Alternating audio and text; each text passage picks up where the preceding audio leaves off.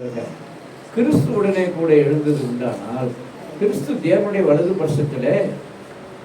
பரிசுத்தில் வீட்டிற்கும் இடத்தில் உள்ள மேலானவைகளை நாடு. மேலானவைகளை நாடுமா? உங்க சுய புத்தியை காமிச்சு கீழே போறீங்களா?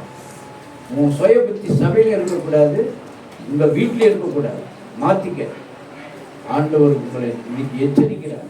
அந்த நேச்சாருக்கு எச்சரித்தது போல உங்களுக்கு ஒரு எச்சரிப்பு கிடைக்கும். இது எனக்கு இல்லை, அது அவங்களுக்கு தான். அது அவங்களுக்கு தான் நேற்றார், உங்களுக்கு தான், உங்களுக்கே தான் சொல்றது. அதனால எங்களுடைய கடமை, ஆண்டவர் கொடுத்த கட்டளை என்ன சொல்றாருன்னா, கிறிஸ்துவுடனே கூட எழுந்ததுனால் தேவனுடைய வலது பரிசுத்தில் வீட்டிற்கும் இடத்திலே மேலானவைகளை தேடும், பூமியில் உள்ளவைகளை அல்ல மேலானவைகள் நாடுங்கள் அப்படின்றார். ஆண்டவர் உயர்ந்த உள்ள ஸ்தானத்தில் இருக்கணும். பிசாசுக்கு இடக்கூடாதிருங்கள் இல்லையா?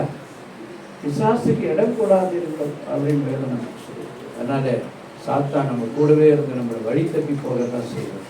நமக்கு இருக்கிற மதிப்பு மரியாதை விட்டு அந்த ராஜா இறக்கி கீழே புல்லு மேய்ந்தது போல போட வேண்டிய சூழ்நிலை கொண்டு போய் விடுறது தான் அவனுக்கு சந்தோஷம்.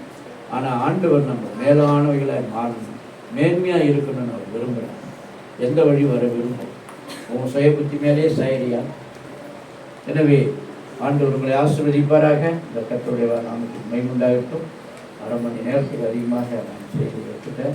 இன்னும் கூட செய்தி ஒரு அரை மணி நேரம் செய்தி இருக்கிறது. ஆனாலும் தேவனுடைய நாம்